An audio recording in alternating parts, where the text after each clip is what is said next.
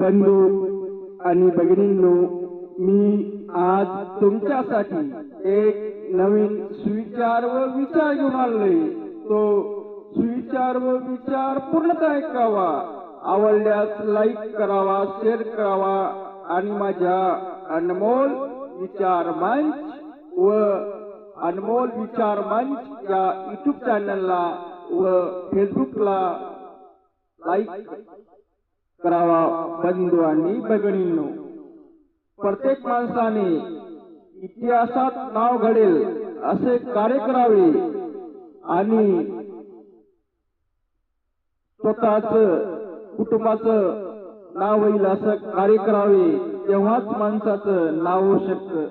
उदाहरणार्थ, दीनदलिताच्या व्यथा कथेच्या माध्यमातून सांगणारे साहित्यरत्न लोकशाहीर अण्णाभाऊ साठे यांनी दीनदलिताच्या व्यथा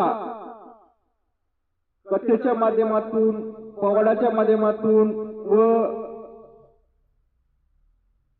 याच्या माध्यमातून दीनदलिताच्या व्यथा कथेच्या माध्यमातून, साहित्याच्या माध्यमातून प्रबोधन केले, गाण्याच्या माध्यमातून सर्वांना सांगितल्या। म्हणून तर त्यांचं नाव आज आपल्या देशात नव्हे तर रशिया सारख्या देशापर्यंत गेलं आणि त्यांचं नाव गाजत आहे। मला सांगायचं तात्पर्य बंधवाने एवढं की ज्या कोणास स्वतःच कुटुंबाचं आणि समाजाचं नाव असेल, त्यांनी त्यांच्या अंगातील कला, गुण, ज्ञान हे असेल चांगल्या पद्धतीचं असेल, त्या पद्धतीत आपलं स्वतःच कार्य करावं आणि स्वतःच नाव करावं।